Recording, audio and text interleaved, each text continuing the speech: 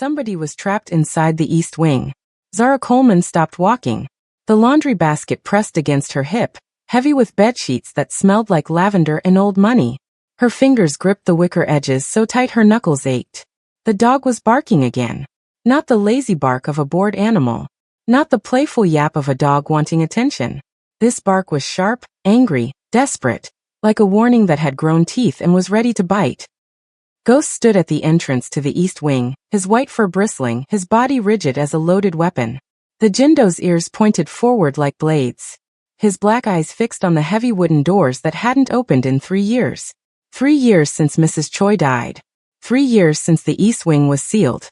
3 years since anyone was allowed to even clean that part of the mansion. Zara had been working at the Choi estate for exactly 19 days. 19 days of learning which hallways to avoid, which staff members to trust, which questions to never ask. She was the only black woman on a team of 12, and she'd learned fast that invisibility was survival in a house run by the Korean Mafia. But she couldn't be invisible to this. Ghost barked again, the sound ricocheting off the marble walls like a gunshot. Zara flinched. The other staff walked past with their heads down, their eyes fixed on the floor, their feet moving faster. "That dog is possessed," muttered Mrs. Park, the head housekeeper, as she hurried by with a tray of untouched breakfast. 3 weeks of this nonsense. Someone should call a vet. Or a priest, another maid whispered, and nervous laughter followed. But Zara didn't laugh. She watched Ghost throw his body toward the doors, his claws scraping against wood that had turned gray with dust. She watched his muscles tremble with effort. She watched his mouth foam, not from sickness, from stress. 3 weeks of barking. 3 weeks of warning. 3 weeks of nobody listening. If you're new here, welcome to the family. Like, subscribe, and hit that notification bell so you don't miss what happens next. Now back to the story. Zara set down the laundry basket slowly. Her heart was doing something strange in her chest. Beating too fast, too loud, like it recognized danger before her brain could name it. She'd grown up in West Baltimore, in a neighborhood where you learned to read silence. Where you knew the difference between normal quiet and the kind of quiet that came before gunshots. Where dogs barking at nothing meant something was very wrong. Ghost wasn't barking at nothing. "Hey," Zara said softly, taking a step toward him. "Hey boy, what's wrong?" The dog's head whipped toward her. For 1 second, the barking stopped. The silence that followed was so sudden, so complete, that Zara's skin prickled with goosebumps. Ghost stared at her. His eyes were not playful, not confused. They were urgent, pleading. Then he barked once. A single sharp sound. "Come." Zara's mouth went dry. She looked around. The hallway was empty now. The other staff had scattered like roaches from light, eager to be anywhere but near the dog and the sealed wing and whatever curse they believed lived inside. Zara should have walked away too. She should have picked up her laundry basket and finished her rounds and kept her head down like the agency had told her. You're there to work, not to ask questions. Rich people have secrets. That's not your business. But her feet moved forward instead of back. 1 step. 2 steps. 3. Ghost watched her approach. His tail didn't wag. His body didn't relax. But something in his posture shifted, like he'd been waiting for anyone, to finally pay attention. Zara stopped in front of the east wing doors. Up close, she could see the details she'd missed from a distance. The heavy iron lock, rusted but solid. The dust thick as fur along the doorframe. The scratches near the bottom, old scratches, like someone had tried to claw their way out. Or something had tried to claw its way in. Her hand trembled as she pressed her palm against the wood. Cold. The door was cold, even though the rest of the mansion was warm. Ghost whimpered.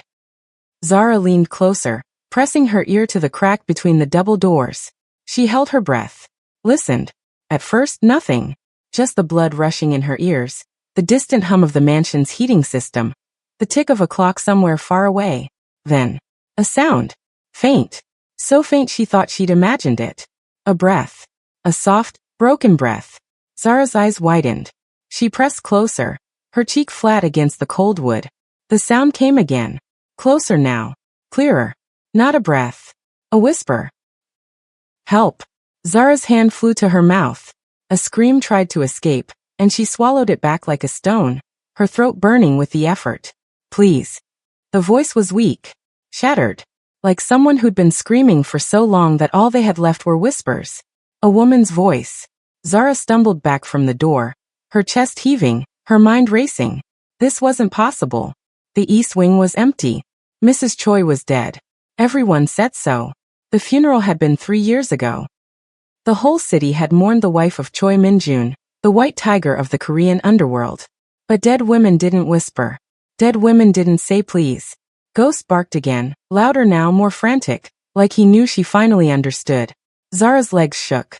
She looked at the dog, then at the door, then down the empty hallway where shadows gathered in corners like they were listening too. What do I do? What the hell do I do? She couldn't call the police. This was a mafia house. Calling the police meant bodies in the river, and one of those bodies would be hers. She couldn't tell the other staff. They'd been here for years. If someone was locked in the East Wing, they either knew and didn't care, or they'd been trained not to see. She couldn't tell Mr. Choi. He was the head of this house. If someone was imprisoned in his East Wing, he either ordered it or allowed it. But she couldn't walk away. Not now. Not after hearing that voice. Zara looked at Ghost. The dog looked back at her, and something passed between them, an understanding that didn't need words. I hear you, she thought. I finally hear you. Ghost's tail moved once. Just once. Zara took a deep breath, picked up her laundry basket, and walked away from the East Wing with her head down and her hands steady. But her mind was already racing. 19 days in this house. 19 days of silence. It was time to start listening. That night, Zara couldn't sleep. She lay in her small room in the servants' quarters, staring at the ceiling, listening to the house breathe around her. The Choi estate was never truly quiet. Pipes groaned. Floors creaked. Somewhere deep in the walls, something hummed like a heartbeat. But beneath all that noise, Zara kept hearing the whisper. Help. Please. She turned onto her side, pressing her pillow against her ear, trying to block out the sound in her memory. It didn't work. Who was in that room? How long had she been there? Was she dying? The questions circled like vultures, picking at Zara's peace until there was nothing left but raw, bloody wakefulness. At 3 a.m., she gave up on sleep. She slipped out of bed, pulled on her dark work clothes, and crept into the hallway. The mansion was dim at this hour, lit only by small security lights that cast long shadows across the marble floors. Zara moved like a ghost herself, silent, careful, invisible. She'd learned how to walk without sound in Baltimore, creeping past her mother's bedroom when she came home late, avoiding the floorboards that squeaked, the doors that groaned. Those skills saved her life more than once. They might save another life tonight. She made her way toward the East Wing, her heart pounding so loud she was sure the security cameras could hear it. The cameras, yes. She'd noticed them during her first week. Small black domes in every corner, watching everything. But she'd also noticed the blind spots. The corner near the linen closet. The alcove by the service stairs. The shadow beneath the giant painting of Mr. Choi's grandfather. Zara moved through the blind spots like water through cracks, staying out of sight, staying invisible. When she reached the East Wing hallway, Ghost was there. The dog lay in front of the doors, his head on his paws, his eyes open and alert. When he saw Zara, his tail thumped once against the floor. Shoo, she whispered. I know. I'm here. Ghost rose to his feet and padded toward her, pressing his nose against her hand. His fur was warm. His breath was steady. In that moment, he felt less like a guard dog and more like an ally. Zara knelt beside him, running her fingers through his white fur. You've been trying to tell everyone, haven't you? For 3 weeks. And nobody listened. Ghost whimpered softly. I'm listening now. She approached the door slowly, her ears straining for any sound from inside. The hallway was silent except for the hum of the heating vents and the distant tick of a clock. Zara pressed her ear to the door again. At first, nothing. Then, a cough. Weak. Vet. The kind of cough that came from lungs that had been breathing bad air for too long. Zara's jaw tightened. She examined the door more carefully. The lock was industrial. Heavy iron, probably custom-made. No way she could pick it without tools and training she didn't have. But the door itself. Zara ran her fingers along the edge of the frame. The wood was old, warped slightly from humidity and age. There was a gap at the bottom, small but visible. She dropped to her knees and pressed her face to the floor, peering through the gap. Darkness. Complete darkness. Then her eyes adjusted. She saw a shape. A figure on the floor. Huddled in a corner. Too thin. Too still. But the chest moved. Up and down. Up and down. Alive. Zara's throat tightened with something between rage and relief. "Hello," she whispered through the gap. "Can you hear me?" Silence. Then movement. The figure shifted. A face turned toward the door, pale, hollow, framed by matted gray hair. Eyes opened. Dark eyes, clouded with confusion and pain. Lips moved. "My name is Zara," she whispered urgently. "I work in the house. I heard you. The dog Ghost, he's been barking at this door for weeks." I listened. The woman stared at her through the gap. For a long moment she didn't speak. Then slowly, painfully, she crawled closer to the door. Her movements were wrong. Stiff. Like her body had forgotten how to work properly. When she reached the gap, her face was inches from Zara's. Up close she looked ancient. But her bone structure, the shape of her eyes, the curve of her lips, Zara's blood ran cold. She'd seen that face before. In the portrait that hung in the main hallway. In the photographs that lined Mr. Choi's private study. In the newspaper clippings framed in the library. Mrs. Choi. The woman who had been dead for 3 years. "Oh my God," Zara breathed. Mrs. Choi's cracked lips moved.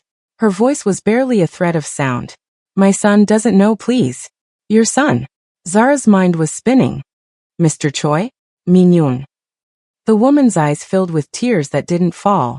She was too dehydrated to cry. "They told him I died." Her voice broke. "They put me here.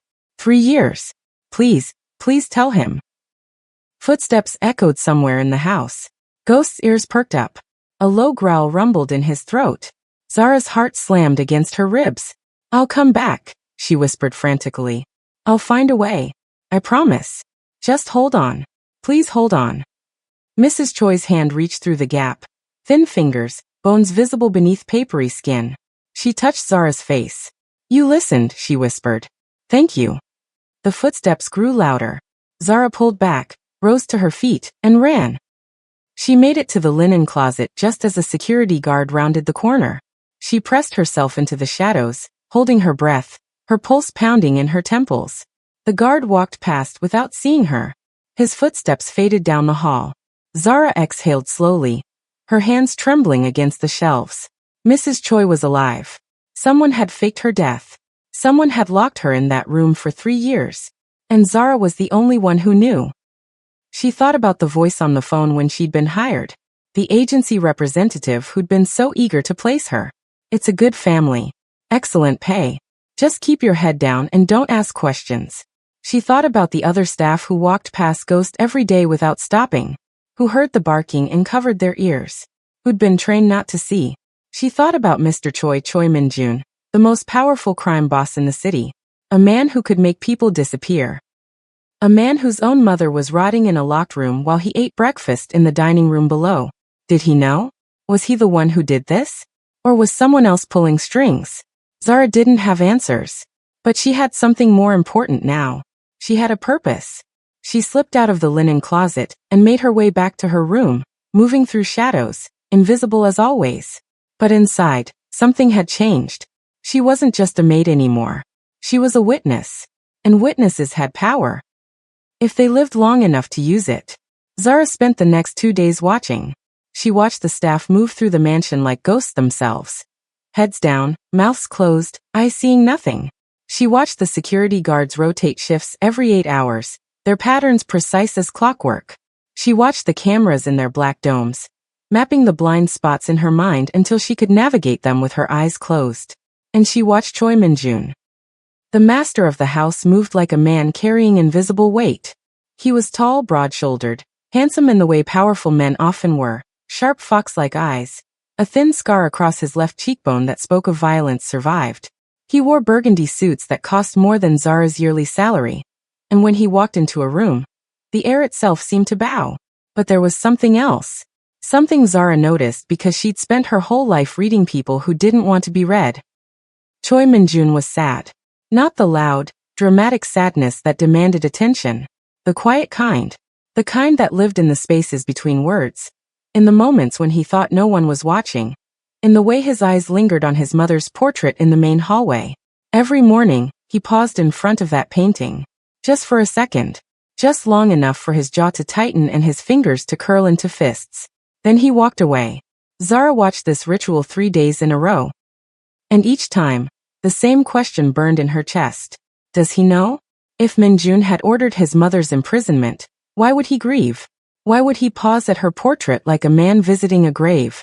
But if he didn't know, if someone had done this without his knowledge, then who? And why? The questions multiplied like flies on meat. On the third day, Zara got her first clue. She was polishing silver in the dining room when 2 men entered through the side door. She recognized them immediately, Park Sung-ho and Director Kwon, 2 of Minjun's senior lieutenants. She'd seen them at the house before, always arriving for meetings that happened behind closed doors. They didn't notice her. Servants were furniture to men like them, present but invisible. The East Wing renovation, Park Sung-ho said, his voice low but not low enough. The boss is asking questions again. Director Kwon snorted. Let him ask. The answer is the same. Structural damage.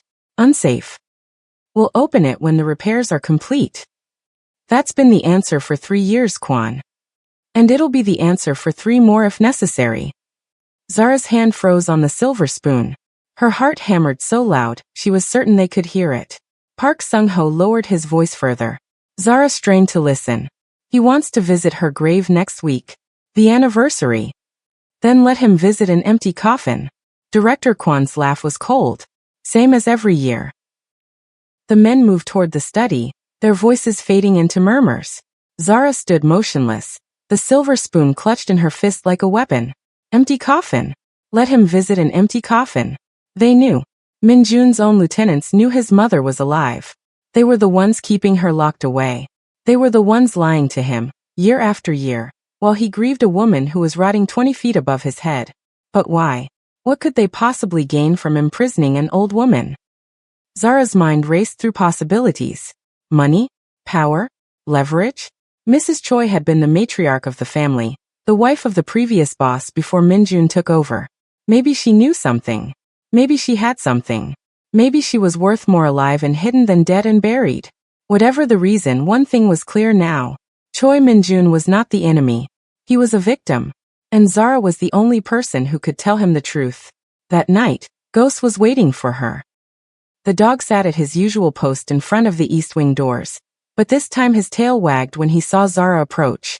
He'd learned her footsteps. He'd learned her scent. He knew she was different from the others. Good boy, Zara whispered, kneeling to scratch behind his ears. I figured it out. I know who's doing this. Ghost whimpered softly, pressing his nose into her palm. Zara approached the gap beneath the door, and lay flat on the cold marble floor. Mrs. Choi, she whispered. It's me. Silence. Then shuffling. The sound of someone dragging themselves across the floor. Mrs. Choi's face appeared in the gap, hollow and gray, but her eyes were brighter tonight. More alert. You came back, she breathed. I promised I would. 3 years. Mrs. Choi's voice cracked. 3 years and you're the first person who kept a promise. Zara's chest tightened with anger. I need to ask you something. Your son. Does he know you're here? Mrs. Choi's eyes filled with pain so deep Zara felt it in her own bones. No, the old woman whispered. My boy thinks I'm dead. They showed him a body. They held a funeral. He buried an empty coffin and cried over a grave that holds nothing but lies. Who did this to you? Mrs. Choi was quiet for a long moment. When she spoke, her voice was barely a thread. Park Sung-ho. Director Kwon. Others I don't know. She paused. They came to me 3 years ago, the night before I was supposed to tell Minjun the truth about his father's death. They drugged me. When I woke up, I was here. Zara's breath caught. The truth about his father's death? Mrs. Choi's eyes sharpened despite her weakness. My husband didn't die of a heart attack. He was murdered. Her voice dropped to a whisper. By the same men who now stand at my son's side. They killed the father and imprisoned the mother, so they could control the son. The words landed like bombs in Zara's chest. This wasn't just imprisonment. This was a coup. A silent takeover that had been happening for 3 years while Minjun grieved and trusted and never suspected. I have to tell him, Zara said urgently. I have to find a way to. No. Mrs. Choi's hand shot through the gap, gripping Zara's wrist with surprising strength. Not yet. If you go to him now with no proof, they'll kill you. They'll move me. And my son will never know what happened. Then what do I do? Mrs. Choi's grip tightened. There's a safe. In the library. Behind the painting of the cherry blossoms. The combination is my son's birthday, September 15th, 79. Inside there are documents. Evidence of what they did. I gathered it before they took me. They never found it. Zara memorized the numbers instantly. September 15th, 79. Cherry blossom painting. Library. Get the documents. Make copies. Hide them somewhere they can't reach. And then, Mrs. Choi's voice broke. Then tell my son his mother is alive. Tell him I never stopped loving him. Tell him I'm sorry I couldn't protect him. Tears burned in Zara's eyes. I'll get you out of here. I swear. Mrs. Choi smiled. A ghost of a smile, fragile as paper. You already have, she whispered. You listened. After 3 years of screaming into darkness, someone finally listened. Footsteps echoed in the distance. Ghost's ears perked up, a low growl building in his throat. Zara pulled back from the door, her heart racing. I'll come back, she promised. Tomorrow night. With a plan. She ran. Behind her, Ghost resumed his position in front of the doors. A white sentinel guarding a secret that had waited 3 years to be told. The library was on the first floor, east corner. A room of leather-bound books and heavy furniture that smelled like old paper and expensive cigars. Zara had cleaned it twice since she'd started working at the estate. She knew its layout. She knew its shadows. What she didn't know was how to get inside without being seen. The library was Mr. Choi's private space. Staff weren't allowed in without direct permission, and certainly not at 2 a.m. when the house was supposed to be sleeping. But Zara had a plan. She'd spent all day preparing. Studying the guard rotations. Timing the camera sweeps. Identifying the 3-minute window when the library hallway was completely unwatched. 3 minutes. That's all she had. At 1:57 a.m., Zara slipped out of her room. She moved through the servants' corridors, the narrow passages that ran behind the walls, used for deliveries and discreet service. The passages weren't monitored. They were too cramped, too dusty, too beneath the attention of men who thought in terms of grand entrances and displays of power. But they connected every room in the house, including the library. Zara found the service door and pressed her ear against it. Silence on the other side. She checked her watch, 1:59 a.m. The camera would sweep away from the library entrance in 30 seconds. She counted. 29. 28. 27. Her palms were slick with sweat. 15. 14. 13. She gripped the door handle. 5. 4. 3. 2. 1. She moved. The library was dark, lit only by moonlight streaming through tall windows. Zara didn't turn on any lights. She'd memorized the layout during her cleaning shifts. Desk to the left, bookshelves straight ahead, sitting area to the right, and the painting of the cherry blossoms on the far wall. She crossed the room quickly, her soft-soled shoes silent on the Persian rug. The painting loomed above her. A beautiful image of pink blossoms against a stormy sky, framed in gold. Zara reached up and lifted the edge of the frame. It swung outward on hidden hinges, revealing a small wall safe. Her fingers trembled as she spun the dial. September 15th, 79. Click. The safe opened. Inside there were 3 items. A thick manila envelope, a small black ledger, and a flash drive. Zara grabbed all 3 and stuffed them into the waistband of her pants, pulling her shirt down to cover them. She closed the safe. Replaced the painting. Stepped back. 2 minutes and 40 seconds. She had 20 seconds to get back to the service corridor. Zara turned toward the door. And froze. A figure stood in the shadows near the entrance. Tall. Broad-shouldered. Wearing a silk robe over pajamas. Shui Minyun. Zara's heart stopped. For a long, terrible moment, neither of them moved. The moonlight caught the scar on his cheekbone, the sharp angles of his face, the dangerous stillness in his fox-like eyes. Who are you? His voice was quiet, controlled. The voice of a man who had ordered deaths and slept soundly after. Zara's mouth opened, but no sound came out. You're the new maid. He stepped closer, and Zara saw his eyes flick to her midsection, to the bulge of documents hidden under her shirt. What are you doing in my library at 2 o'clock in the morning? Lie. She should lie. Make up an excuse. Say she heard a noise. Say she was lost. But the words that came out of her mouth weren't lies.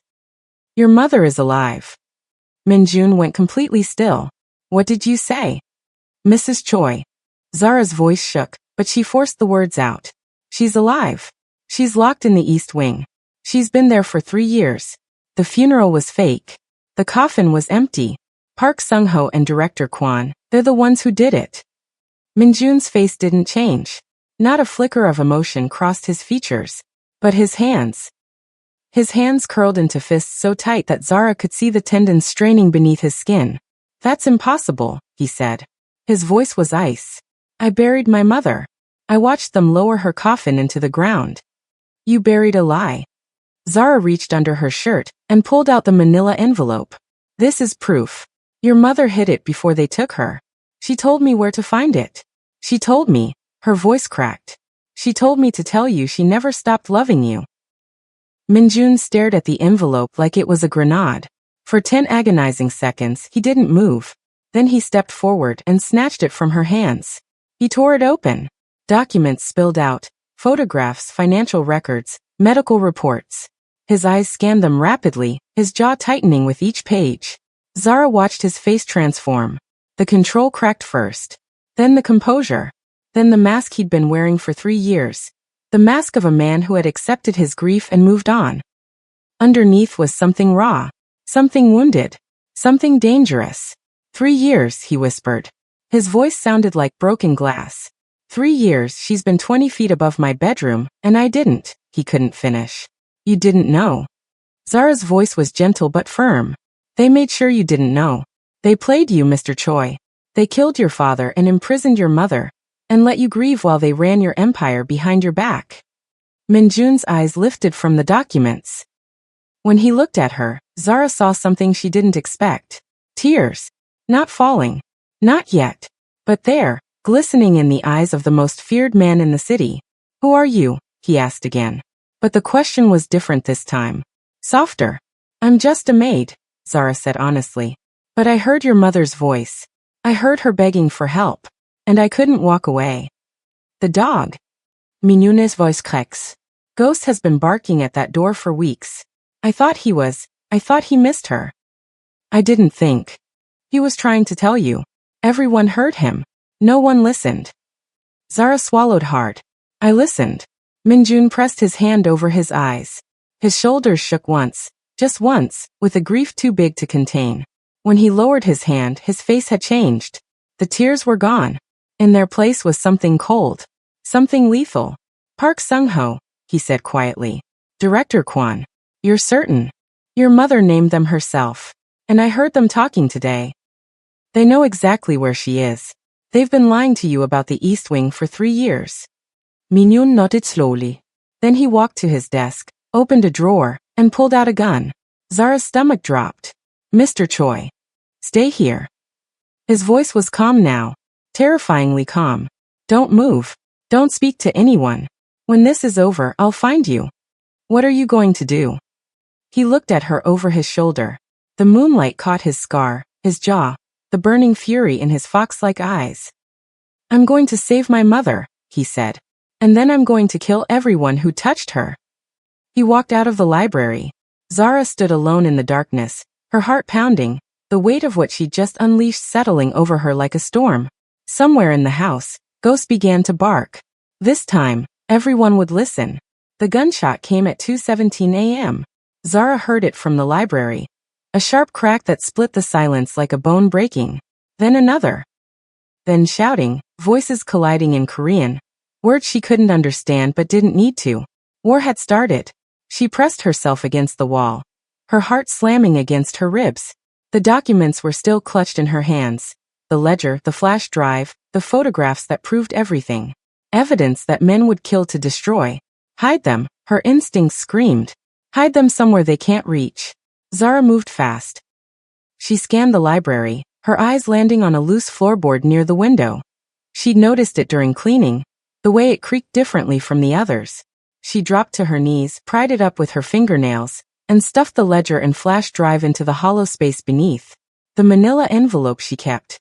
Minjun might need it. More gunshots. Closer now. Then a sound that made Zara's blood freeze, a woman's scream. High, thin, terrified. Mrs. Choi. Zara was moving before her brain caught up.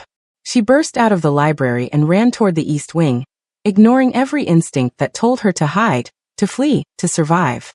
The hallway was chaos. 2 guards lay on the floor, blood pooling beneath them. A third was slumped against the wall, groaning, clutching his shoulder. Shell casings glittered on the marble like scattered teeth. And at the end of the hall, in front of the east wing doors, Choi Minjun stood with his gun raised, his burgundy robe splattered with blood that wasn't his. The heavy iron lock on the doors had been shot off. The wood was splintered. The doors hung open. But Minjun wasn't moving. He was frozen, staring into the darkness of the east wing, his chest heaving, his gun hand trembling. Zara ran toward him. Mr. Choi. Don't. His voice was wrecked. Don't come closer. But Zara didn't stop. She reached the doorway and looked inside. The smell hit her first. Stale air, human waste, the sour reek of sickness and despair. Then her eyes adjusted to the darkness. Mrs. Choi lay on the floor. She was even thinner than Zara remembered, a skeleton wrapped in papery skin, dressed in the same clothes she'd been wearing when they took her 3 years ago. Her gray hair spread around her head like a halo of cobwebs. Her eyes were closed, but her chest was moving. Barely. Just barely. Yama. Minjun's voice cracked on the word. Mother. He dropped to his knees beside her, the gun clattering to the floor. His hands hovered over her body like he was afraid to touch her, afraid she would shatter. Yama, I'm here. Tears streamed down his face now, uncontrolled, unstoppable. I'm here. I'm so sorry. I didn't know. I didn't. Mrs. Choi's eyes fluttered open. For a moment, she didn't seem to recognize him. Her gaze was cloudy, unfocused, lost in whatever hell she'd been living for 3 years. Then clarity returned. Minhyun. Her voice was a thread of sound. My boy. Minhyun Polk. He gathered her into his arms, cradling her against his chest like she weighed nothing. Because she did. She weighed almost nothing. 3 years of starvation and isolation had stolen everything but her breath. I'm getting you out, he choked. I'm getting you out right now. You're safe. I promise you're safe. Mrs. Choi's hand lifted slowly, trembling, and touched his face. You came, she whispered. I knew you would. I never stopped believing. Zara stood in the doorway, tears streaming down her own face. She'd seen a lot of pain in her life. She'd seen grief and loss and betrayal. But watching this, watching a son hold the mother he thought was dead, watching 3 years of lies crumble into dust, this was something else. This was a wound being reopened so it could finally heal. We need to move. Zara's voice cut through the moment, sharp and urgent. The gunshots, someone will have heard. If Park Sung-ho or Kwon have people still loyal to them. Minjun's head snapped up. The grief in his eyes hardened into something lethal. Park Sung-ho is dead, he said flatly. I put 2 bullets in his chest 5 minutes ago. And Kwon? Minhyun is still tightened. Gone. He wasn't in his quarters. He ran. Zara's stomach dropped. Then he knows. He knows you found out. He'll be coming back with reinforcements, or he'll be destroying evidence, or he'll be trying to kill the only witness who can connect him to this. Minjun's eyes locked onto Zara's face. You. The word landed like a punch. Of course. Zara was the one who'd discovered the truth. She was the one who told Minjun. If Kwon wanted to bury this, if he wanted any chance of spinning a story, claiming innocence, blaming someone else, he had to silence her. We need to get your mother to a hospital, Zara said, forcing her voice to stay steady. And we need to do it now before Kwon regroups. Minhyun nodded. He lifted Mrs. Choi in his arms and stood, his face set in stone. Follow me, he said. Stay close. Don't stop for anything. They moved through the mansion like ghosts. The hallways were empty now. The loyal guards were either dead or hiding, and the disloyal ones had fled with Kwon. Zara kept her eyes on the shadows, her ears straining for any sound of movement.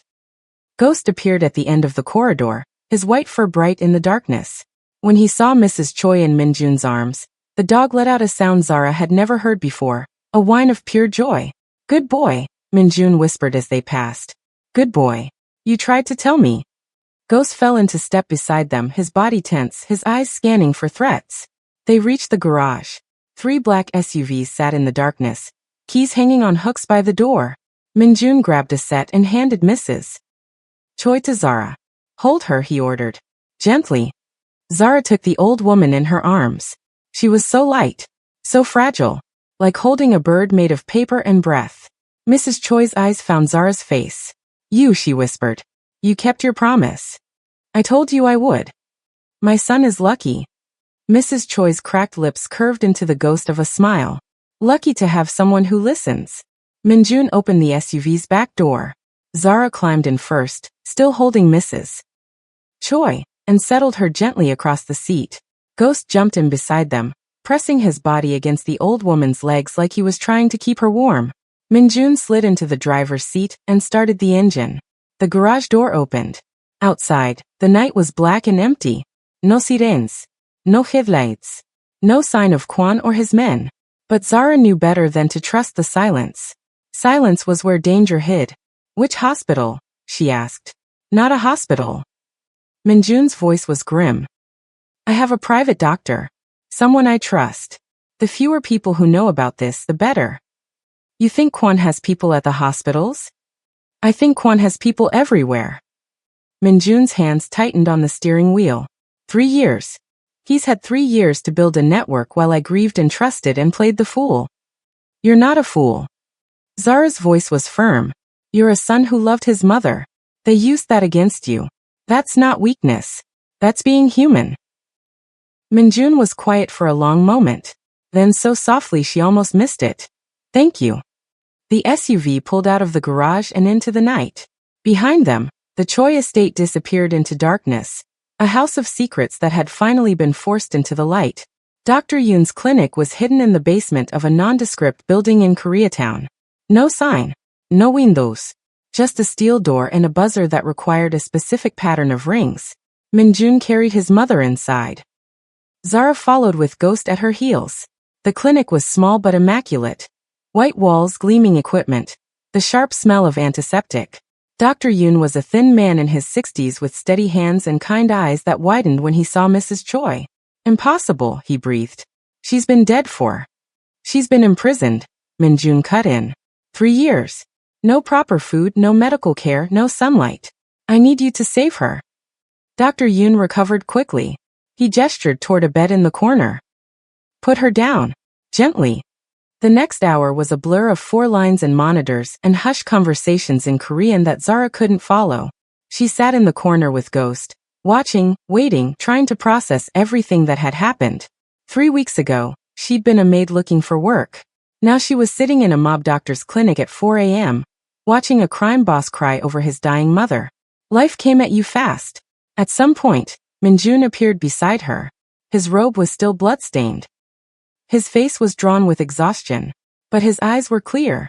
She's stable, he said. Severe malnutrition, dehydration, muscle atrophy. But she'll live. Zara exhaled a breath she didn't know she'd been holding. Thank God. Minjun sat down beside her. For a long moment, neither of them spoke. Then, why did you do it? Zara looked at him. Do what? Risk your life. Tell me the truth. You could have walked away. You could have pretended you didn't hear anything, collected your paycheck, stayed invisible. His fox-like eyes studied her face. Why didn't you? Zara thought about the question. Really thought about it. I grew up in Baltimore, she said finally. West Side. The kind of neighborhood where people disappear and nobody asks questions. Where girls get taken and nobody looks. Where screaming doesn't matter because nobody's listening. She paused, her throat tight. I was 15 when my best friend went missing. Her name was Keisha. I swore I'd never be the person who looked away. The hand of a man who'd built empires and destroyed enemies and carried burdens most people couldn't imagine. Thank you, he said. 2 words, but the way he said them, like they contained everything he couldn't express. Zara squeezed his hand once, then let go. What happens now, she asked. Kwon is still out there. He knows you know. He'll be planning something. Minjun's expression hardened. Yes, he will. So what's the plan? First, I secure my mother. Make sure she's protected around the clock. Then I start hunting. His voice dropped to something cold and quiet. Kwon has been building a shadow network inside my organization for 3 years. I need to find out how deep it goes. Who else is loyal to him? Who else knew about my mother and said nothing? That could be a lot of people. It could be everyone. Millones Taizend. But I'll find them, one by one. And when I do. He didn't finish the sentence. He didn't need to. Zara shivered. She'd seen violence before. She'd grown up around it. But there was something different about Minjun's anger. Something controlled, patient, lethal. This wasn't hot rage. This was cold calculation. This was a man who would take his time and make sure every single person who'd wronged his mother paid in full. What about me? Zara asked quietly. Kwon knows I'm the one who told you. He'll come for me. Yes. Minjun's eyes met hers. Which is why you're not leaving my side until this is over. I'm not. I'm just a maid. You're the woman who saved my mother's life. Minjun's voice was firm. You're the only person in my entire organization who told me the truth when everyone else lied. That makes you more valuable than anyone else in this city. Zara didn't know what to say to that. Minjun stood up. Dr. Yoon has a guest room upstairs. Get some sleep. Tomorrow we start planning. Planning what? His fox-like eyes gleamed in the low light. The end of Director Kwon. Zara couldn't sleep. She lay on the narrow bed in Dr. Yoon's guest room, staring at the ceiling, her mind racing through everything that had happened. 3 weeks ago, new job, new city, new life. Tonight, gunshots, blood, a woman rescued from 3 years of imprisonment, a crime boss crying in her arms. And somewhere out there, a man named Kwon who wanted her dead. Ghost lay at the foot of the bed, his white fur glowing in the darkness. He'd refused to leave her side since they arrived at the clinic. Guard dog instincts, maybe. Or maybe he'd decided she was packed now. Zara reached down and scratched behind his ears. You started all this, she whispered. 3 weeks of barking. 3 weeks of trying to tell everyone. Ghost's tail thumped once against the mattress. What else do you know, boy? What else are you trying to tell us? The dog lifted his head. His dark eyes met hers. And then, he growled. Low. Quiet. The kind of growl that said danger without saying anything at all. Zara sat up instantly, her heart pounding. Ghost was staring at the window. The guest room was on the 2nd floor. The window faced an alley. There was no way anyone could. A shadow moved outside the glass. Zara's breath caught. She slid off the bed silently, pressing herself against the wall beside the window. Ghost followed, his body low, his growl building. The shadow moved again. Closer. Then tap. Top. Top. Someone was knocking on the window. Zara's hand found a lamp on the bedside table. Heavy. Metal base. Better than nothing. I know you're in there. A man's voice, muffled through the glass. I'm not here to hurt you. I'm here to help. Ghost barked once, sharp, warning. Tell the dog to stand down. I have information. About Kwon. About what he's planning. Zara hesitated. Every instinct screamed trap. But something in the voice, something desperate, maybe even scared, made her pause. Who are you? She called through the glass. My name is Han Jae-won. I was Park Sung-ho's assistant. I know everything. And if you don't let me in, we're all going to die. The words hung in the darkness. Ghost's growl faded to a low rumble. Zara made a decision. She crossed to the window and opened it. Han Jae-won was not what Zara expected. He was young, maybe 25, with a soft face and nervous eyes that darted around the room like trapped birds. His suit was expensive but rumpled, like he'd been wearing it for days. His hands trembled as he climbed through the window. Ghost's growl deepened. Easy, Jae-won said, holding up his palms. I'm not armed. Search me if you want. Zara didn't move. Start talking. How did you find me? I followed the SUV from the estate. Jae-won's voice was rushed, panicked. I was hiding in the East Garden when the gunshots started. I saw Mr. Choi carry his mother out. I saw you get in the car with them. So you've been watching us for hours. I had to make sure it was safe. Kwon has people everywhere. I couldn't just walk up to the front door. Zara's grip tightened on the lamp. You said you were Park Sung-ho's assistant. That means you worked for the men who imprisoned Mrs. Choi for 3 years. Jae-won flinched like she'd slapped him. I didn't know. His voice cracked. I swear to God I didn't know. Park kept me handling paperwork, logistics, nothing important.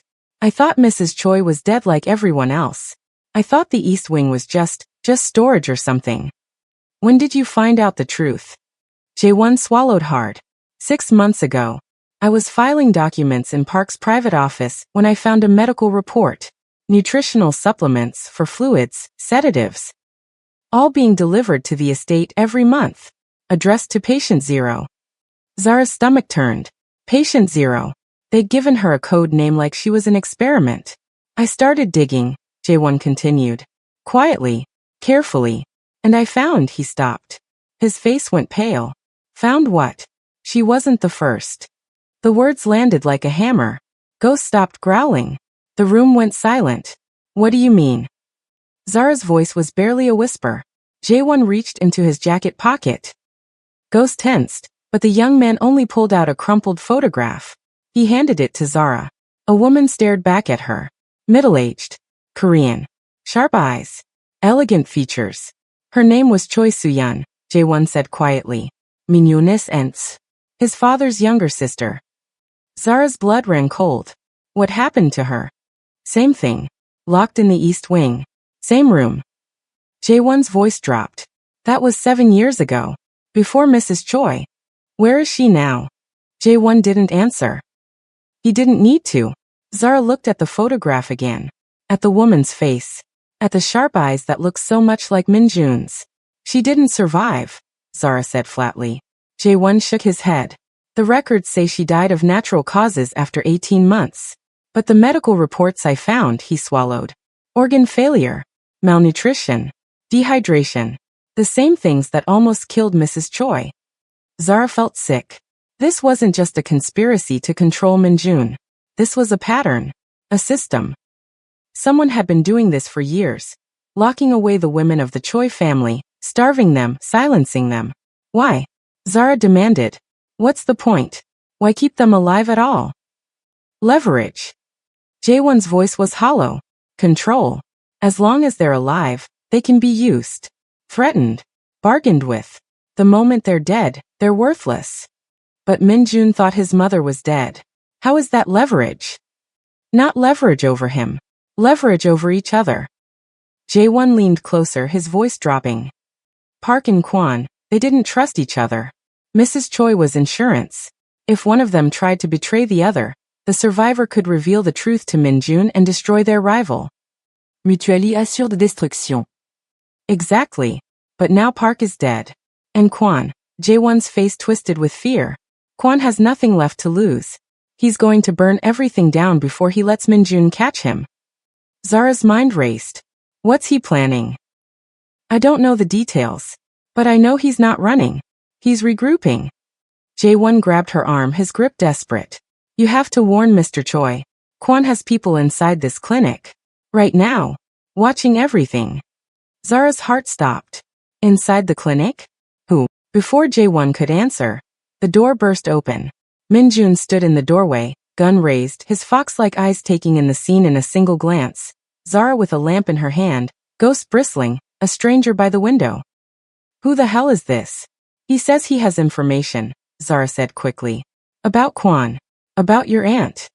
Minjun's face didn't change, but something flickered in his eyes at the word aunt. My aunt died 7 years ago. No. Zara held up the photograph. She was murdered. Same room. Same men. Your mother wasn't the first. Minjun stared at the photograph. For 3 long seconds he didn't move. Didn't breathe. Then his hand began to shake. Suya, he whispered. The name came out like a wound reopening. I was at her funeral. I carried her coffin. Empty, Jae-won said quietly. Just like your mother's. They've been doing this for years, Mr. Choi. Controlling your family by stealing the women you love. Minjun's jaw clenched so tight Zara could see the muscles straining. Who else knows about this? His voice was ice. Kwon. Park, but he's dead now. And Jae-won hesitated. Dr. Yoon. The name landed like a bomb. Zara's stomach dropped. The doctor? The one treating your mother right now. Jae-won nodded, his face ashen. He's been providing medical care to the East Wing for 7 years. IVs, sedatives, nutritional supplements. He knew exactly what was happening. He kept them alive just enough to be useful. Minyun moved. He was out the door before Zara could speak, his footsteps thundering down the stairs. Zara ran after him, Ghost at her heels. They reached the clinic room just as Minjun slammed through the door. Dr. Yoon stood beside Mrs. Choi's bed, a syringe in his hand. Time stopped.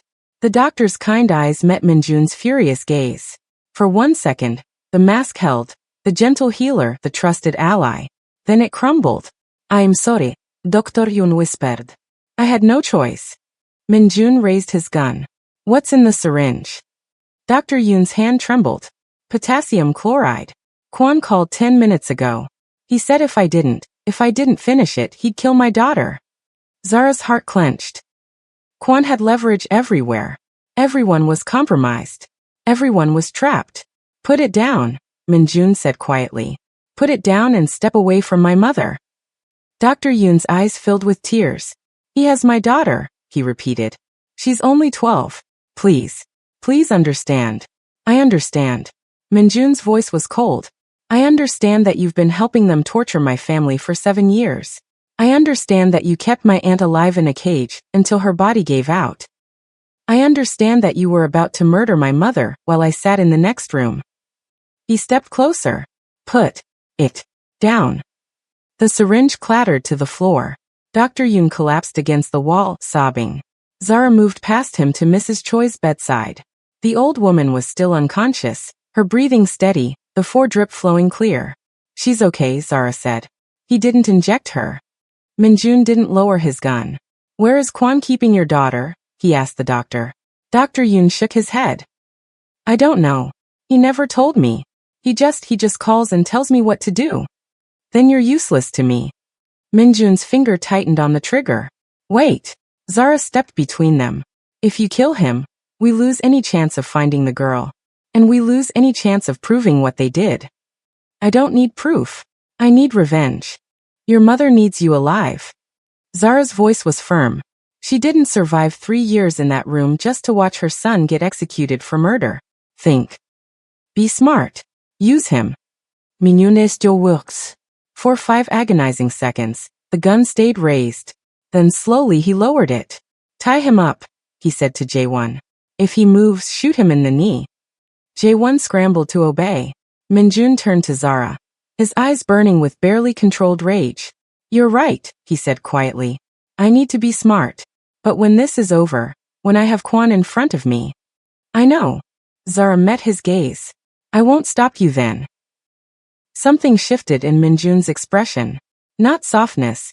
There was no room for softness anymore. But recognition. Respect. We need to move, he said. Kwon knows we're here. He'll send more people. Where do we go? Minjun's fox-like eyes gleamed in the low light. Somewhere he can't reach. Somewhere I should have gone years ago. He looked at his mother's sleeping face. Home. They left the clinic at 4:47 a.m. Minjun drove. Zara sat in the back with Mrs. Choi, who drifted in and out of consciousness. Ghost lay across their feet, his head on Zara's knee, his eyes alert even in rest. Jae-won sat in the passenger seat, still trembling, clutching the documents he'd smuggled from Park's office. Dr. Yoon was left behind, tied to a chair with a guard watching him. Minjun had made calls, trusted men, he said, though Zara wondered how he could trust anyone now. The city slid past the windows. Dark streets. Flickering lights. The occasional taxi carrying someone home from a night they'd rather forget. Where are we going? Zara asked. Busan. Minjun's voice was flat. My grandmother's house. It's been empty since she died, but I kept it maintained. No one knows about it except me. Kwon doesn't know. Kwon knows everything about the empire. But this, Minjun's hands tightened on the wheel. This was never part of the empire. This was family. Real family. Before everything went wrong. Zara looked down at Mrs. Choi. The old woman's eyes were open now, watching her son with an expression Zara couldn't read. Minjun. Mrs. Shui whispered. Rest, Yama. We're getting you somewhere safe. Listen to me. Her voice was stronger now. Still weak but insistent. Kwon isn't the top. He never was. Minjun's eyes flicked to the rearview mirror. What do you mean? Your father, when they killed him, Kwon was just a soldier. He didn't have the power to orchestrate something like that. Someone gave him orders. Someone higher. Who? Mrs. Choi's eyes clouded with old pain. I don't know his real name, but your father called him the chairman. He's the one who controls everything. Kwon Park. They were just his hands. His tools. The chairman. Zara felt the conspiracy expand in her mind like a dark flower blooming. This wasn't just two ambitious lieutenants grabbing power. This was a shadow organization. A puppet master pulling strings for years. Why didn't you tell me this before? Minjun's voice was tight. I was going to. The night they took me. Mrs. Choi's voice cracked. I found evidence. Documents. Recordings. I was going to show you everything. But they came first. The evidence, where is it now? Hidden. In the old house. Mrs. Choi's eyes found Zara's face. The safe in the library. You found some of it. But there's more. A second compartment behind the first. The combination is different. Your father's birthday. March 22nd, 51. Zara memorized the numbers instantly. We have to go back, she said. We can't. Minjun's voice was sharp. Kwon will have people watching the estate. It's suicide. Then we send someone else. Who? Everyone in my organization could be compromised. Zara thought fast. Jae-won. He knows the house. He knows where the library is. Jae-won's head whipped around. Me? I can't, I'm not. You said you wanted to help. This is how you help. They'll kill me if they catch me. They'll kill all of us if we don't get that evidence. Zara's voice was steel. You worked for the men who did this. You filed their paperwork. You kept their secrets. This is your chance to make it right. Jae-won's face went through a dozen emotions. Fear, guilt, shame, determination. Finally, he nodded. Okay, he said quietly. I'll do it. Minjun glanced at him in the mirror. If you betray us. I won't. I swear. Jae-won's voice was steady now. I'm tired of being afraid. I'm tired of pretending I don't see things. I want to be someone who listens for once. Zara caught his eye and nodded once. Welcome to the club. They dropped Jae-won 3 blocks from the Choi estate, just as dawn began to gray the sky. The library. Second compartment. March 22nd, 51, Zara repeated. Get the documents and get out. Don't stop for anything. What if someone's inside? Then you run. Minjun's voice was cold. Don't try to fight. Don't try to be a hero. Just run and call this number. He handed Jae-won a burner phone. I'll come for you. Jae-won pocketed the phone with shaking hands. Good luck, Zara said. He nodded once, then slipped out of the car and disappeared into the morning shadows. They watched him go.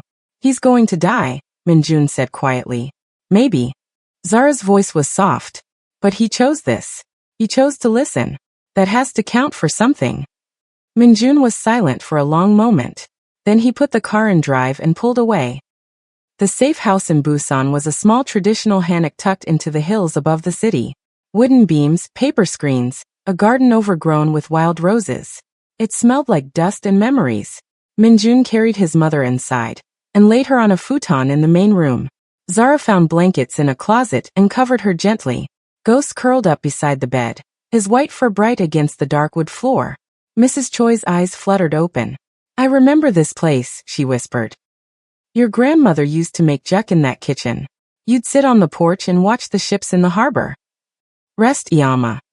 I've rested for 3 years. Her voice hardened. I'm tired of resting. I'm tired of being helpless.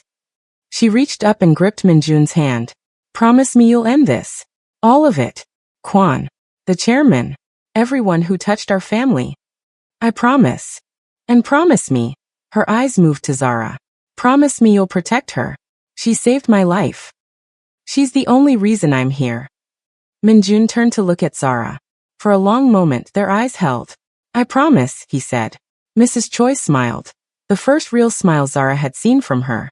Good, the old woman whispered. Now let me sleep. I have a feeling I'll need my strength for what's coming. She closed her eyes. Within minutes, her breathing steadied into sleep. Zara and Minjun sat in silence, watching the sun rise through the paper screens. What now? Zara asked finally. Now we wait. Minjun's voice was tired. Jaewon will bring the evidence. Then we'll know who the chairman is. And then, his phone buzzed. He looked at the screen. His face went white. What is it? Zara asked. Minjun turned the phone toward her. A photograph filled the screen. Jaewon on his knees, blood streaming from a wound on his forehead. Behind him, a man in a black mask held a gun to his temple. And beneath the photo, a message. You took something from me. Now I'm taking something from you. The girl. The maid. Midnight. The old warehouse on Pier 7. Come alone or everyone dies. Zara's blood turned to ice. Ghost lifted his head and growled at the phone, as if he could sense the evil radiating from the screen. It's a trap, Zara said. Of course it's a trap. You can't go alone. I don't have a choice. Minjun's eyes were hollow. He has Jaewon. And he wants you. Then let him have me. No. The word was absolute. Final. I didn't save my mother just to lose you. You barely know me. I know enough. Minjun stood up, his body tense with barely controlled fury. I know you heard my mother when no one else would. I know you risked your life to tell me the truth. I know you're the only person in 3 years who looked at me and saw a man instead of a monster. He turned to face her. I'm not letting Kwon take you. Not tonight. Not ever. Zara's heart pounded. She should argue. She should insist on a better plan. She should. Ghost barked once. Sharp. Urgent. Both of them spun toward the window. Outside, at the edge of the garden, a black car sat idling. It hadn't been there a minute ago. Zara's throat tightened. He found us, she whispered. He already found us. The car door opened. A figure stepped out. Not Kwon. Someone else. An old man. White hair. Elegant suit. A cane in one hand. He looked up at the house and smiled. And Zara knew, without anyone telling her, that she was looking at the chairman. The chairman walked through the garden like he owned it. Maybe he did. Maybe he owned everything. The estate, the empire, the men who'd stolen 3 years of Mrs. Choi's life. Maybe he'd been owning things so long he'd forgotten that some things couldn't be bought. Minjun moved first. He was at the door before Zara could blink, his gun raised, his body blocking the entrance like a human shield. Stop, he commanded. The chairman stopped. His smile didn't waver. He was older than Zara expected, 70 at least, with white hair swept back from a face that had been handsome once. His suit was immaculate. His cane was ebony with a silver handle shaped like a dragon's head. His eyes were the coldest things Zara had ever seen. Minyoon. The chairman's voice was silk over steel. You look just like your father. Same fire. Same foolishness. Who are you? You don't remember me? I'm Hurt. The old man pressed a weathered hand to his chest in mock pain. I held you when you were 3 days old. I was at your christening. Your father called me Uncle Hyun. Minjun's gun hand trembled. Uncle Hyun died 15 years ago. Uncle Hyun disappeared 15 years ago. There's a difference. The chairman, Hyun, took another step forward. I've been watching you ever since. Guiding you. Protecting you from your own worst impulses. Protecting me? Minjun's voice cracked with rage. You murdered my father. You imprisoned my mother. You killed my aunt. I built you. Hyun's voice sharpened. Everything you are, everything you have, exists because I allowed it. Your father was weak. Sentimental. He would have destroyed the empire with his foolish ideas about legitimacy and reform. I removed him for the good of the family. The good of the family? The empire is the family. The family is the empire. Your father never understood that. Neither did your mother. Hyun's eyes flicked toward the house. Is she inside? Still alive, I assume. Dr. Yoon was always too soft to finish the job properly. Zara felt Mrs. Choi stir behind her. The old woman was awake, listening. You're not getting near her, Zara said. Hyun's gaze shifted to her. Cold. Assessing. Like she was a bug he was deciding whether to crush. The maid. His lips curled. The one who listens. I've heard about you. Kwon was quite upset when you ruined 3 years of careful work. Good. Hyun laughed, a dry, papery sound. I like you, he said. You have fire. Most people in your position would be begging for their lives by now. I'm not most people. No. You're not. Hyun's smile faded. Which is why you're dangerous. Which is why Kwon wanted you dead. Which is why. He raised his cane. The silver dragon's head clicked. Zara saw the barrel too late. The shot cracked through the morning air. But the bullet never reached her. Ghost moved faster than thought. A white blur launching from the doorway, his body slamming into Zara's legs, knocking her sideways. The bullet meant for her chest caught him instead. Ghost yelped. A sound Zara would hear in her nightmares for years, and crumpled to the ground. No. Zara dropped to her knees beside him. Blood seeped from his side, matting his white for crimson. His dark eyes found hers, confused, pained, but still alert. Ghost. Ghost, stay with me. Minyun fired. Once. Twice. 3 times. But Hyun was already moving, faster than a man his age should move, ducking behind a stone lantern as bullets sparked off granite. Kwon. Hyun shouted. Now. The garden exploded with movement. Men emerged from the trees, 5, 6, 7, all armed, all converging on the house. They'd been hiding there the whole time, waiting for the signal. Minyun capsized arm. Inside. Now. I can't leave him. Bring him. Move. Zara scooped Ghost into her arms. He was heavy, heavier than she expected, his blood soaking through her shirt. But she held him tight and ran. They made it through the door just as bullets tore through the paper screens. Mrs. Choi was already up, braced against the wall, her eyes blazing with a fury that made her look 30 years younger. The back entrance, she said. Through the kitchen. There's a path down the hill. You can barely walk. I can walk enough. Mrs. Choi grabbed a knife from the kitchen block. I didn't survive 3 years in a cage to die in my mother's house. Move. They moved. The back door led to a narrow stone path that wound down through overgrown gardens. Zara carried Ghost, his blood dripping a trail behind them. Minjun covered their retreat, firing at shadows, buying them seconds. There. Mrs. Choi pointed. A small shed at the bottom of the hill. Old. Weathered. Nearly invisible in the morning mist. They reached it just as shouts erupted above them. Kwon's men had found the path. Minjun yanked open the shed door. Inside was darkness, dust, the smell of old gasoline, and a car. An ancient Hyundai, covered in cobwebs but intact. My mother-in-law's emergency vehicle, Mrs. Choi said. She always said the Japanese might invade again. Paranoid woman. God bless her. Minjun found keys under the visor. The engine coughed, sputtered, then roared to life. They piled in, Mrs. Choi in front, Zara in back with Ghost's head in her lap, and tore out of the shed just as Kwon's men reached the bottom of the hill. Bullets pinged off the trunk. The back window shattered. But Minjun didn't stop. He floored the accelerator and the old car screamed down the mountain road, leaving Busan behind. Ghost was still breathing. Barely. Zara kept pressure on the wound, her hands slick with blood, her voice a constant murmur of reassurance.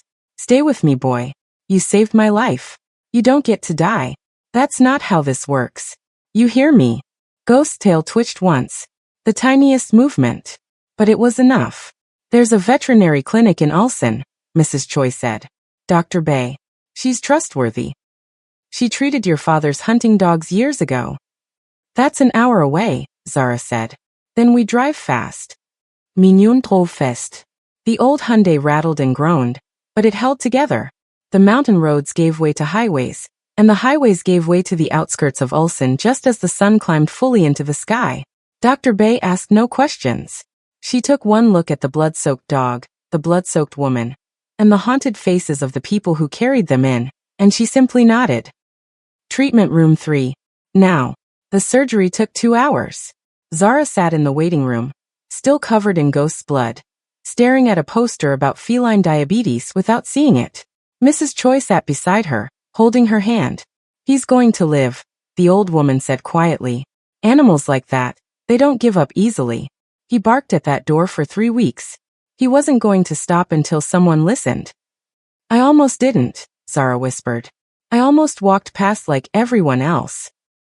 But you didn't. That's what matters. Mrs. Choi squeezed her hand. The world is full of people who almost do the right thing. You actually did it. The door opened. Dr. Bae emerged, stripping off bloody gloves. He'll live, she said. The bullet missed the major organs. He's going to need weeks of recovery, but he's strong. Stubborn. kept trying to stand up on the table. Zara's breath escaped in a sob. Can I see him? He's sedated, but yes. Go ahead. Zara found Ghost lying on a padded table, his side wrapped in bandages, his eyes closed. His white fur was clean now, someone had washed away the blood, and he looked peaceful. She sat beside him and stroked his head. Good boy, she whispered. Best boy. You saved me. Now rest. Ghost's ear twitched. That was enough. 3 days later, they went back. Not to Busan. That safe house was compromised, burned by Kwan's men hours after they'd escaped. But to Seoul. To the Choi estate. To finish this. Minjun had spent those 3 days making calls, gathering loyalists, separating the traitors from the true believers. The empire was fractured, but not destroyed. Enough men remained who remembered his father, who respected his mother, who wanted justice more than power. They came in force. 20 cars. 40 men. Enough firepower to start a small war. Zara rode in the lead vehicle with Minjun, Mrs. Choi and Ghost, still bandaged, still weak, but refusing to be left behind. The dog sat with his head on Zara's knee, his eyes fixed on the road ahead. You don't have to do this, Minjun said quietly. You've done enough. More than enough. I started this, Zara replied. I'm going to finish it. He didn't argue. The estate was quiet when they arrived. Too quiet. The guards at the gate were gone. The security cameras hung dark and dead. The front door stood open, swinging slightly in the morning breeze. Minjunes Jotaitsent. Trap. Maybe. Zara looked at Ghost. What do you think, boy? Ghost's ears perked forward. He sniffed the air. Then he growled. Low. Steady. The kind of growl that said danger ahead, but go anyway. They went. The mansion was empty. Ransacked. Furniture overturned. Paintings slashed, drawers pulled out and dumped. Someone had been looking for something. The evidence, probably. But when they reached the library, Zara's heart sank. The cherry blossom painting hung askew. The safe behind it was open. Empty. No, said Avrith. J1 was supposed to. J1 is dead. The voice came from the shadows. Director Kwan stepped into the light. He looked worse than Zara remembered, unshaven, hollow-eyed, his expensive suit torn and stained. But his gun was steady as he pointed it at Minjun's chest. Your little spy made it to the library, Kwan said. He even found the second compartment. But my men found him first. He smiled, a ghastly expression. He screamed quite a bit at the end. Kept saying he was sorry. Kept saying he just wanted to do the right thing. Zara felt rage rise in her chest like fire. Where's Hyun? Minjun demented. Gone. Flew out this morning. Private jet. He's probably in Singapore by now, sipping champagne and laughing at all of us. Kwan's smile faded. He left me behind to clean up the mess. Said I'd outlived my usefulness. Said I was too exposed. So you're here to die. I'm here to take you with me. Kwan's finger tightened on the trigger. Your mother. The maid. Everyone who ruined everything. If I'm going down, you're all coming too. Ghost growled louder. Kwan's eyes flicked to the dog. That animal should be dead. He's harder to kill than you think, Zara said. Like me. Kwan laughed, a broken, desperate sound. You know what I don't understand? Why you bothered? You're nobody. A maid. A foreigner. You had no stake in any of this. You could have walked away and lived a perfectly ordinary life. Why did you have to listen? Zara thought about the question. About Keisha, who disappeared when they were 15. About all the girls who vanished and were never found. About Mrs. Choi, whispering help me through a crack in the door. About Ghost, barking for 3 weeks at a house full of people who didn't want to see. Because somebody has to, she said simply. Somebody has to listen. Somebody has to care. And if nobody else will do it, she met Kwan's eyes. Then it has to be me. Kwan stared at her. For a moment. Just a moment. Something human flickered in his eyes. Regret maybe. Or recognition. Then it was gone. Beautiful words, he said. They won't save you. He raised the gun. Ghost moved. Even wounded. Even bandaged. Even weak from days of recovery. The dog launched himself at Kwan with a ferocity that defied physics. His teeth found Kwan's gun hand. Bone crunched. Kwan screamed. The gun went off, wild, harmless, punching a hole in the ceiling. Minjun was on him in seconds, driving him to the ground, fists raining down with years of grief and rage behind each blow. For my father, Minjun snarled. For my aunt. For my mother. For every year you stole from us. Kwon stopped fighting. His body went limp. His eyes rolled back. Minjun stood up, breathing hard, his knuckles bloody. Kwon was still alive barely. His chest rose and fell in shallow, ragged breaths. Don't kill him, Mrs. Choi said quietly. Minjun sponsored her. He deserves to rot in a cell for the rest of his life. He deserves to watch the empire he helped build crumble into nothing. He deserves to die slowly, forgotten, alone. Mrs. Choi's voice was steel. That's worse than a bullet. Trust me. I know. Minjun's hands shook. For a long moment, he stared at Kwon's broken body. Then he stepped back. Call the police, he said. Let them have him. 1 week later, they demolished the East Wing. It was Zara's idea. That room is a grave, she told Minjun. Even if no one died there, part of your mother did. Part of your aunt did. It needs to be destroyed. Completely. So something new can grow. Minjun agreed. They brought in excavators, bulldozers, wrecking balls. The whole estate gathered to watch. Staff guards, even some of the men who'd been loyal to Kwon before they'd learned the truth. Mrs. Choi stood at the front, leaning on her son's arm, watching the walls crumble. Ghost sat beside Zara, his bandages finally removed. A new scar on his side that would never fully fade. How do you feel? Zara asked Mrs. Choi. The old woman was quiet for a long moment. Free, she finally said. For the first time in 3 years. Maybe longer. The last wall fell. Dust rose into the sky like a prayer. And somewhere beneath the rubble, buried forever, were the chains and the darkness and the silence that had held a woman prisoner while the world looked away. That evening, they held a small ceremony. No press.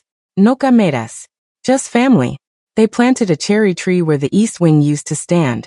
One for Suyun, the aunt who hadn't survived. Minjun spoke a few words. Mrs. Choi wept quietly. Zara stood at a respectful distance, feeling like an intruder on private grief. But when it was over, Mrs. Choi walked to her and took her hands. You're family now, the old woman said firmly. Whether you like it or not. You saved my life. You gave my son back his mother. This house is your home for as long as you want it. Zara didn't know what to say, so she just nodded. Ghost's tail wagged. 3 months later, Zara stood on the balcony of the Choi estate, watching the sun set over Seoul. So much had changed. Kwon was in prison, awaiting trial for kidnapping, conspiracy, and accessory to murder. His testimony had led to dozens of arrests across the organization. Men who'd known about the East Wing, men who'd helped maintain it, men who'd chosen silence over conscience. Hyun, the chairman, was still free, somewhere in Asia, protected by money and distance, and the kind of power that didn't answer to laws. But Minjun was hunting him. Slowly. Patiently. The way you hunt something that's been hiding for decades. He'll make a mistake eventually, Minjun had told Zara. Men like him always do. They get arrogant. They get careless. And when he does, I'll be there. Zara believed him. She also believed it would take years. Maybe longer. But that was okay. She had time now. Ghost padded onto the balcony and pressed his nose against her hand. His fur had grown back over the scar, but she could still feel it beneath her fingers, a ridge of raised tissue that would never fully smooth. Hey boy, she said softly. What do you see? Ghost looked out at the city. His ears swiveled, catching sounds Zara couldn't hear. Then he relaxed. Whatever he'd been listening for wasn't there tonight. Footsteps approached behind her. Minjun appeared, 2 cups of tea in his hands. He offered her one without speaking, and they stood together in comfortable silence, watching the lights of Seoul flicker to life. My mother wants to throw you a party, he said finally. A party? To celebrate. She says you're the daughter she never had. A hint of a smile crossed his face. She's already planning the guest list. I'm not really a party person. I told her that. She said she doesn't care. Zara laughed, a real laugh, the kind she hadn't made in months. Your mother is terrifying. Yes. Minjune smiluku. She is. They drank their tea. The city glittered below them. And for a moment, just a moment, everything felt peaceful. Then Zara noticed something. A car. Black. parked across the street from the estate gate. It hadn't been there a minute ago. She watched it carefully. The windows were tinted. The engine was off. Nothing moved. But as she stared, the driver's window rolled down, just an inch, and a hand emerged. It waved once. Slowly. Deliberately. Then the window rolled back up, and the car pulled away, disappearing into the soul traffic. Zara's heart pounded. Did you see that? She asked. Minyoon nodded. His jaw was tight. Hyun. You think it was him? I think it was a message. Minjoon's eyes tracked the car until it vanished. He wants us to know he's still watching. That he can reach us whenever he wants. So what do we do? Minjoon was quiet for a long moment. Then he turned to face her. This woman who'd walked into his house as a stranger and stayed as something more. This woman who'd listened when no one else would. This woman who'd saved his mother, exposed his enemies, and nearly died for a family that wasn't hers. We keep listening, he said quietly. We keep watching. And when he makes his move. Ghost's ears perked up. He looked toward the gate, toward the road where the black car had vanished. And he growled. Low. Patient. Ready. We'll be ready, Zara finished. Minyoon nodded. They stood together on the balcony. A crime boss, a maid, and a dog who'd started everything with 3 weeks of barking. The city sprawled beneath them. Beautiful. Dangerous. Full of secrets. And somewhere out there, in the shadows, someone was watching. But for the first time in a long time, Zara wasn't afraid. Because she wasn't alone anymore. And neither was he.